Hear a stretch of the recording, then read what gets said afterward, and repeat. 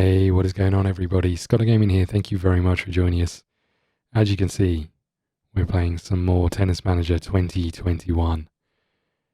Anastasia Potapova is into the Dubai quarterfinals for 100k. Oh no, sorry, into the finals for 100k up against Catherine Bellis. Just a quick reminder: this is post commentary. So I kind of know what's happening. Well, as much as I ever know what's happening. I kind of know what's happening, so I do apologise, but we've got one more episode after this with the commentary post editing, or during editing, but hopefully we can skip through a little bit and then we focus back on recording. But this is our first live match with Anna. We go into this. I find that there are settings to allow you to bring the game to a normal speed based on highlights, which I hadn't noticed before, so I apologise on this one. But yeah, there are some points there. Anna hitting that ball out, and then a couple of serves that go slightly awry. But it's interesting to see the differences in how players play. I didn't know if the engine had much of a difference in terms of qualifying, in terms of quality of players, but you can see here I set it to talk, and then I think in a few minutes I realised that in the top right hand corner there's that little cog, and using that cog allows you to say slow the game down when there are highlights. But as always, we watch the first couple of games just to see how we get on, or I try to, but I think from memory this game is very back and forth. There's a lot of breaks. There's a few unforced errors, and there's some shoddy play. But you can see here we're pumped. She's on fire. We go into this as best we can, hoping that in our debut tournament we're going to get a debut win with Anna. That would be great. Good shot down the line there. 15 all.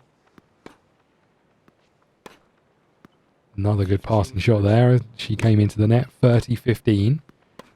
And then here I am. Look, I spot that there are these sections here that say only show me the highlights, just to the left of this, during the thing. So I set it to game point, match point, set point, and everything, and then realised that game point is probably a little bit silly.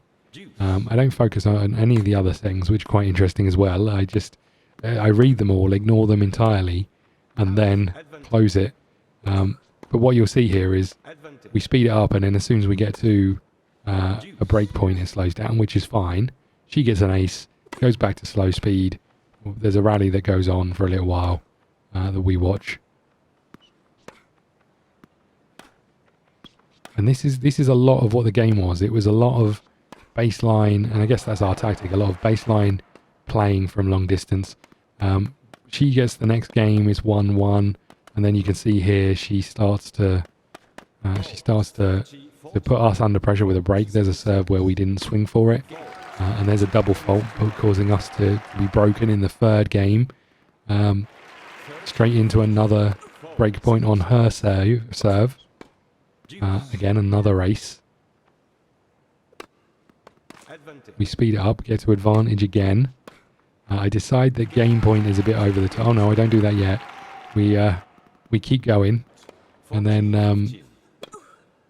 we get an ace on the break, so we go 3-2 up, and then she gets a love game to break us back.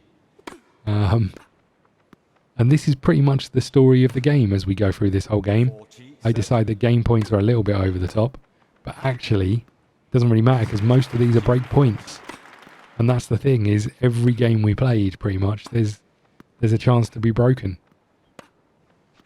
He puts that one out. We go back to 30-40, trying to get it back to deuce. We put it out. We lose this one as well, and then we need to win this game. We get an advantage at the end of this one. A win here would be a really important point for us.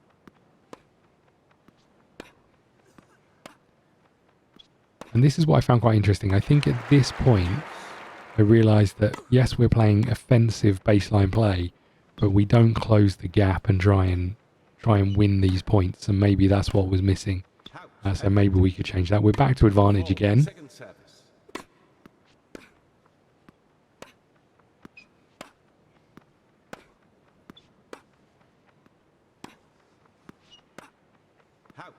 And there's a lot of unforced errors from us. Back to deuce. There's an ace to give her advantage again. First serve is out. Second serve right on the line. And then we're back into a rally where we're hoping we can pick up this point, which we do when we're back to deuce.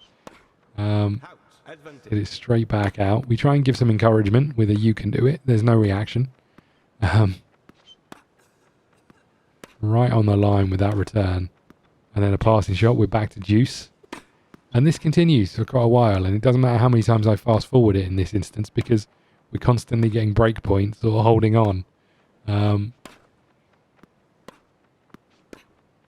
There we go. We've hit the ball out again. She's got another chance to hold her serve, which she takes. 5-3 up in this first game, in this first set. We need to hold serve here. And as you can see, we do. But we go into this next game 40-15 down. We need to break her. And I think we get a pretty long rally with a fantastic shot there. But we don't capitalise. That's the problem with these sorts of shots. We force her back into the far right of the court, and then we didn't capitalise on the soft drop shot that she played there. There's not enough of a winning stroke from us, which is interesting. I do wonder if playing like an attacking attempt is better. There we go. We lose this first set, which is a bit of a shame. We probably did enough to see this one through. The feedback that we can give her is not great. I think we go with "you have everything in your hands to bounce back" in the end. And she didn't react to it at all. Second set. And then we go straight back into this next one. We win the first game. We get the chance to break her in the second. And we do, so we go 2-0 up. Second service. We need to hold this one, but we're gonna face a break point again. And again, we play some fairly passive tennis, I would say, and we play that one out, and we get broken, and then we've got a chance to break again. Play straight into net. We've got another chance though, so don't worry.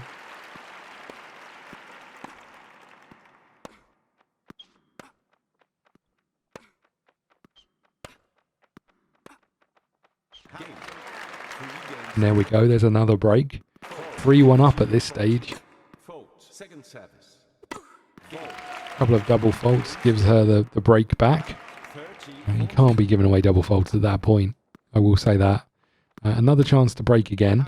We play that one out. And then we've got another chance to break her.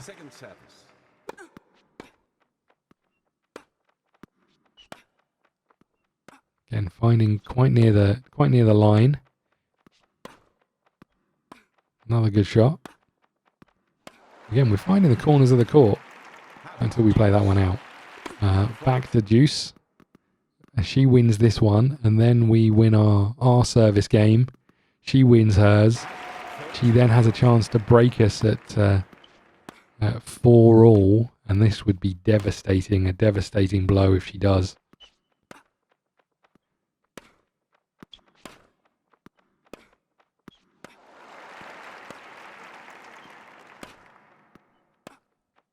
Again, we just don't really capitalise in these situations. There we go, we bring it back to deuce. Big point. And we won our game. She then wins our next game. We go to a 6-6 tiebreak in the second set. We need to win this. We give some encouragement. Stay focused if you get stressed. And then the tiebreak starts to fall apart. I will say that. But as you can see here, we We play a long rally, hit it out, we go 1-0 down. I think that was on our serve.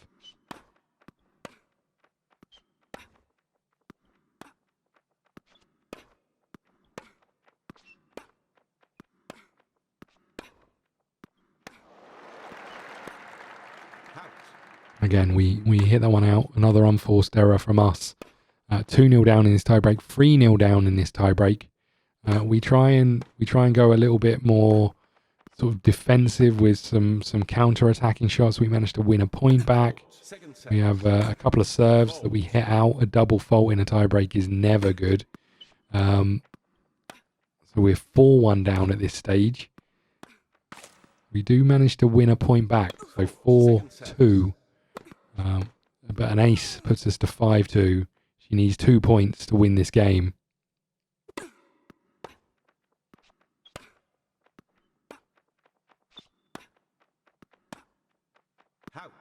We win one again, so we're at 5-3 on our serve. But we play that one out, and there's match point. And this one is done and dusted from what I remember. We play quite a good shot there. Come into the net. Don't really force the issue.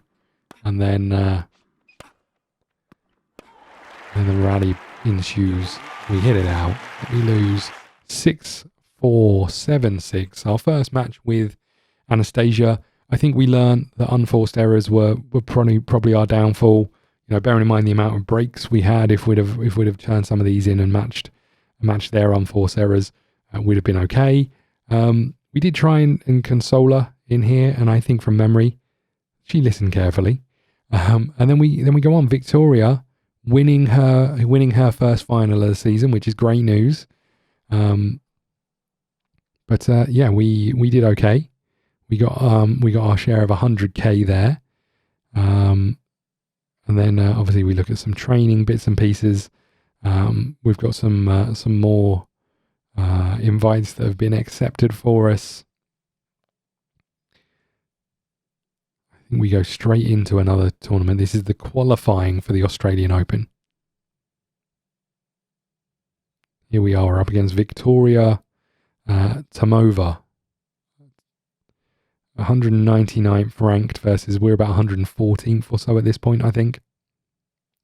We do win it in an epic encounter. Now it's 3 sets in the Australian Open and the Masters or Majors. I'm not sure which one they're called.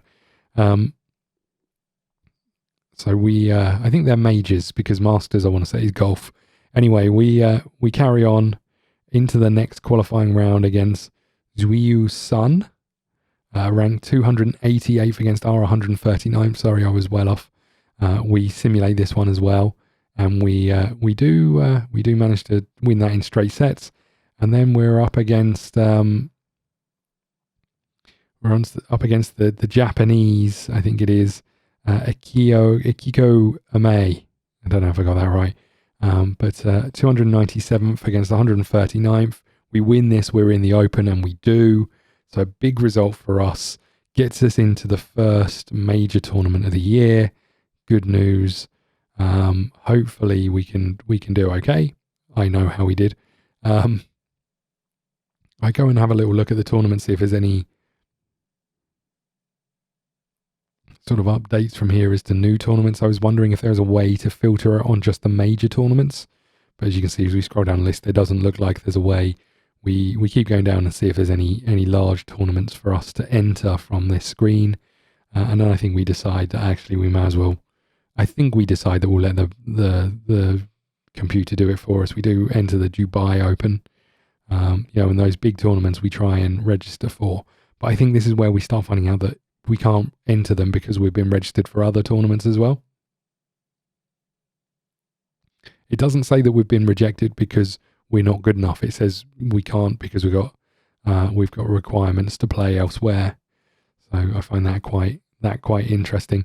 I think realistically what we're doing is we're scrolling down this list. We're looking for Wimbledon, which we can't register for. So we register for the Stuttgart Masters. We register for the Madrid Open. And the Rome International. We register for all of these where they've got big money riding on them. There's the French Open that we also register for. for qualifying at the very least. And you see we can't register for anything else just yet. Okay, so we continue. Victoria again getting to another final and winning another final for us. She's really doing a grand job for us, I will say that.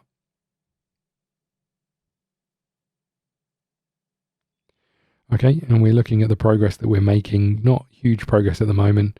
We have entered the Budapest Open and the something juniors, and here's our first Grand Slam of the year. Us in the Australian Open. You can see down here that we are up against another qualifier, Jacqueline Christin. Is that what that name is? We're up against another qualifier, and we should be the favourite going into this. We're going to play our game and lose in straight sets, which is really disappointing. All that qualifying to go out instantly in the in straight sets, very disappointing. The good news is we qualified for it. The bad news is that we didn't do anything when we were in it. But I guess that could be anyone, right? You could get one of the best players in the world in that stage as well. I'm guessing they don't come in at round 132, but there's Victoria again getting to a semi-final this time round. And we go back and start focusing on our training again. I don't think there's a huge amount of matches for Victoria after this. Sorry, for Anastasia after this. I don't think we play another one for a few weeks. So I think what we'll do here is we'll skip forward to the next tournament and we'll pick it up there.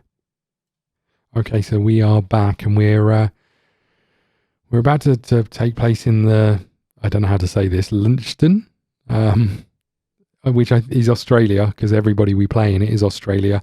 And this is a pretty low level competition. As you can see, we're ranked first. We're going into it pretty straightforward. We've got level 2 happening in 1 month for our training academy. But we're in the quarterfinals or round of 16. We were out last night at a nightclub, but I think from memory we got pretty drunk, and then we didn't really care because we were playing 806th seed in the world and marched through in pretty much straight sets into the quarterfinal. Again, I think this is still the same news. I didn't think we went to another nightclub. It wasn't a tradition for us. But again, we go straight into this one, ranked 244th in the world, this one. And again, we go for a little bit more of a competition there. But then we're back up against 818th in the world, 28th in the world. And again, 6162, and then up against Marie Benoit in the final. We plow through this one pretty easily, I think, from memory. We just simulate it, and I think we win 6-love in that one. So a pretty easy tournament to follow up the Australian Open, which is nice, considering how disappointing that was. You can see we're up to 108th in the world, which is pretty good for us. We're making progress there. We're getting back to that 100th, which is really where we want to start this from and start moving forward. We got our training reports come in again. Nothing particularly exciting, but we're doing okay. We're down to 99th in the world, as you can see there. And then we've got another tournament, the Budapest Open, round of 64. Irina Ramelison. I'm probably slaughtering all these names. We go for this one. We really put it on the line, and we lose in straight sets to 6-2, 7-6. Oh no, we won. Sorry, in straight sets, 6-2, 7-6, and then we march on to the next round. Next round up against Alina Ostapenko, who's ranked 52nd. And this one's going to be a tough one. We go into it against the Latvian. We do lose this one in straight sets, 2-6, 4-6. Disappointing. But sometimes in these bigger tournaments, you're going to come against people who are better than us. So again, I think that's the decision we have to make, right? Is do we keep entering the big tournaments and trying to battle against the better players and get maybe to the last 32s, last 16s if we're really lucky, or do we focus on the smaller tournaments and get wins? And I don't know the right answer there. we do a bit more training. We're in week 6 of the season. Victoria again does pretty well and into another final, I think, from memory. There she goes, and she wins again. Okay, and then I think from memory, this is kind of where we wrap up this first session. There's a few more minutes of the video, but I think most of it is us focused on the training. We come to the end of the first season, or first part of the season, by wrapping this up. As you can see, Anastasia is on vacation because we worked her too hard. Victoria is playing through here, but you can see she goes out early in this tournament, which is disappointing because she'd been doing pretty well for us. But we kind of let this one go. She's tired. We really need to give her a rest here, and I think I keep just focusing on getting her training. So I think there's something to be learned there. Again, Victoria is focusing. There's 9 unread newsletters, so we go in and read, or emails, so we go in and newsletters. We go in and read those. I don't think there's anything particularly exciting in here. A couple of bits and pieces about registration for various things. You can see here we were refused for the Indian Wells because we have a mandatory tournament. So I think that's one of the things. I don't think we can enter some of these competitions, even if we don't do the open registration ones. I think we're just going to be forced to play in other tournaments, which is a shame. But we do accept this one, which I'm not even going to attempt to say. But it's a smaller tournament. We do accept it as a wild card. And then we continue, we get some more training under our belt, again, focusing on our serve accuracy. And I think actually on this one, we just focus on serve accuracy to try and push it over the limit. Again, she's pretty tired and we're still making her work pretty hard. But that is what it is, right? We need her to be improving. Victoria's bounced back to another final. She's still quite exhausted. We don't pay any attention to this email either.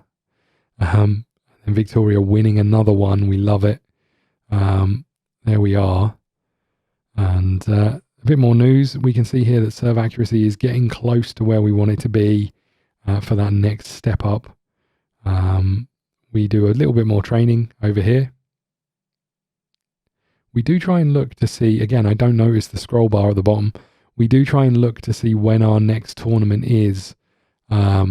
Because obviously I'm a little bit worried that she's not entering any, and then we figure out that there is a scroll bar. There we go. So we've got another couple of weeks before we get into our next tournament. But from our point of view, we're just going to focus on the training while she's away. Again, we can see no real increase just yet, but I think we focus on just getting through this next couple of weeks and towards our next tournament. Nothing exciting from the objectives. Again, we're losing a lot of money each month. There's Victoria. How does she do in this tournament? She goes out in the first round, second round. In that one, shareholders get paid even more money, and we do our evaluations. Again, we don't get any particularly exciting news from our evaluations. We've not found the next superstar. Anna is still tired.